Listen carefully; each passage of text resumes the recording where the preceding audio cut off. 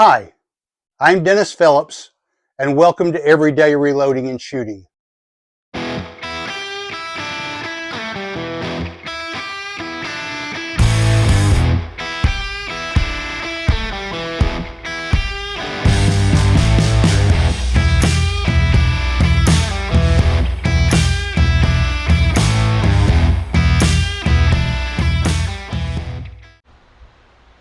All right, welcome back to the channel. Once again, we're at the Georgia Gun Club's 100-yard indoor rifle range, and today I'm shooting my Tikka T3X Ace target rifle chambered in .223 Remington, and today we'll be shooting a 40-grain VMAX bullet loaded with IMR3031 powder, and we'll start off with a fouling group of 24.2 grains, and we'll be shooting loads at 24.2, 24.4, 24.6, 24.8, and 25 grains of powder. We'll be recording these with the Garmin Zero chronograph, and so we're going to shoot 5-shot groups to make a determination on which of these performs the best. And then once we know that, then we're going to come back and experiment a little bit further with some larger groups, comparing maybe 15 and 20 shot group sizes. Okay, so stay tuned. As always, you're welcome to enjoy the music while I fast forward through my shooting, or you can skip forward to the results that follow. Shooting at 100 yards.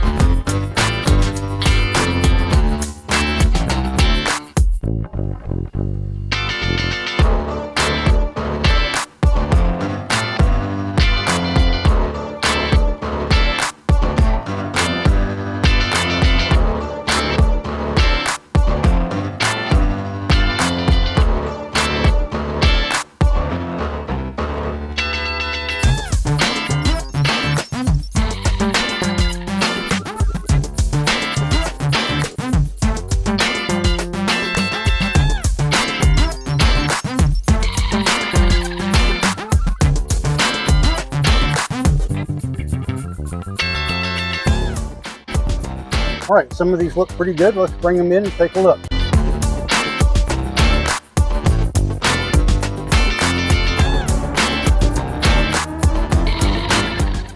All right, we had velocities at 3,081, 3,077, 3,166, 3,200, 3,212, and 3,253. This looks like a pretty tight group here. This is pretty tight with one flower off to the side. This is pretty tight. These are all 5-shot groups, and these all shot really well, I think. But we will take them home, measure them, and get the mean radius and get back to you with the results. So stay tuned. All right, welcome back. I'm back from the range, and I've had a chance to measure my targets and analyze the results. And I've got to say that this was one of the most surprising tests that I've run. I'm using the IMR3031 powder and the 40-grain VMAX. And one of the things you hear over and over in reloading is you want to look for a low standard deviation, because that's going to have a bearing on your bullet's performance.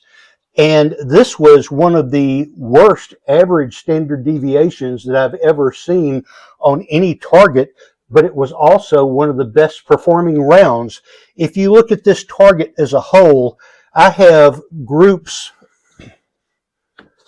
that range from 0.79 to 0.57, 0.71, 0.67, 0.8, and 0.68. Not a single one of these is over an inch. In fact, if you average all of these, the average group size of all 6 of these targets is 0.67 inches. We also had a fantastic mean radius.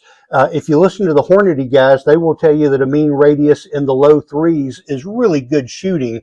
And we had mean radius of 0.33, 0.23, 0.24, 0.23, 0.21, and 0.31. So the average of all of these was 0.26 on the mean radius. That's for all 6 targets.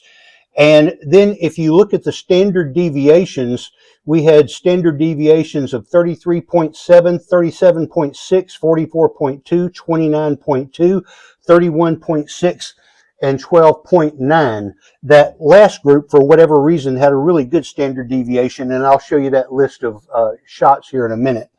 But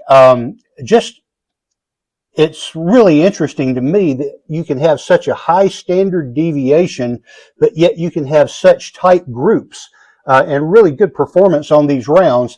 And the only thing that I can figure is that this is such a light bullet at 40 grains that a difference in the velocity is not going to have that much bearing on the performance, at least not at 100 yards. Maybe if you go further out, you get 200, 300, 500 yards. But with that standard deviation, you would probably see a difference at longer ranges, but not at 100 yards.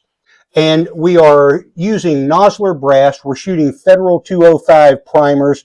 We're using 2.5 thousandths of neck tension, and I've got these seated at 2.2 inches on the overall length. So to start off with, at 24.2, that's our fouling group, and that's also the charge weight for the first group that we shot.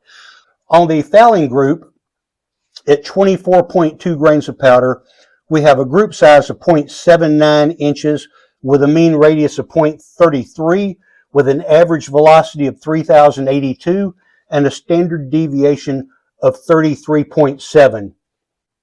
Okay, so on all of these, you'll see a red cross that I've drawn, which represents your average point of impact as designated by the Hornady Ballistics app. And then from that average point of impact, the app measures to the center of each of those shots, and it calculates an average to that point of impact, and then that becomes your mean radius. That was our fouling group. We continue on to our first target at that same charge weight. The barrel's warming up a little bit, and now we've got a group size of 0.57 inches and a mean radius of 0.23. Now, a radius is half of a circle, so if you double that, that gives you an average group size of 0.46 inches. We have an average velocity of 3,077, so it has actually slowed down because that barrel's warming up, so the velocity on that same charge has actually dropped an average of 5 feet per second on that round. We have a standard deviation of 37.6. When we go on to target number 2, we're at 24.4 grains. We're opening up a little bit to 0.71 inches on the group size, but still we have an excellent mean radius at 0.24. We have an average velocity of 3166, and we have a standard deviation of 44.2. And here's a list of the shots showing right here. And we had an extreme spread of 138 feet per second, with the slowest shot being at 3,102 feet per second and the fastest being at 3,240 feet per second. But still, we had a group size of 0.71 and a mean radius of 0.24. Moving on to 24.6 grains of powder. This was a really good performing round as well. We had a group size of 0.67 and a mean radius of 0.23.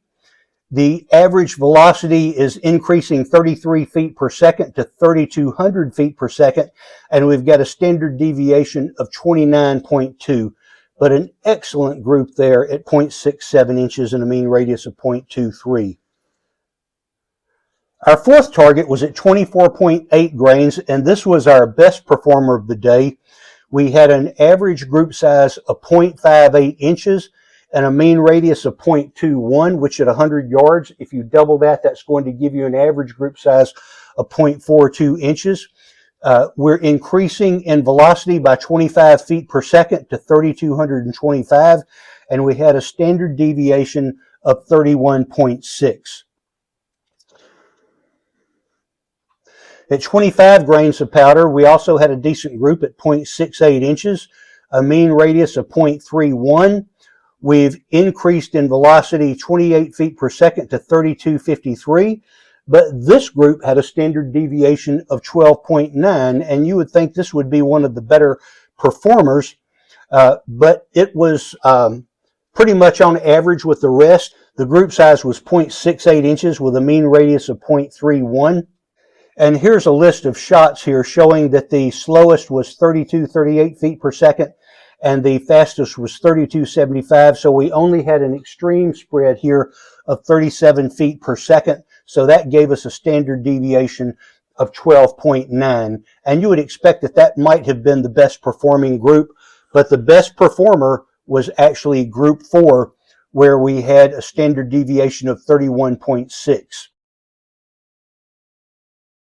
If you look at all of these as a whole and compare all of these together, our slowest round was at 3,040 feet per second, and our fastest was 3,275 feet per second. So there was a difference of 235 feet per second between the fastest and the slowest bullets in here.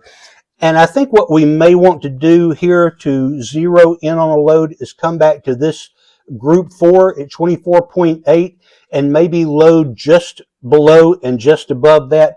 Maybe retry at 24.6, 0.7, 0.8, and 0.9 and see what kind of results we get there. All right, so if you're going to be hunting varmints and a 40 grain bullet works for you, you might want to take a look at this 24.8 grains with the 40 grain VMAX bullet. You may find a really good load in here that works for you. So to recap, we've got a very fast burning powder in the IMR3031, which fast burning powders typically work better with your lighter bullets at this 40 grain VMAX, in spite of the fact that we have a really high standard deviation for most of these. We have a really good performing round with an average group size of 0.67 inches, and on all of these, an average mean radius of 0.26. So I believe this powder and load might be a good performer for you. So you might want to give this a try. All right, those are my results. I hope you find this information helpful. If you have any ideas, thoughts, questions, please leave those in the comments below. I try to interact with everybody that comments. I hope you will also like, share, and subscribe. And as always, thanks for watching.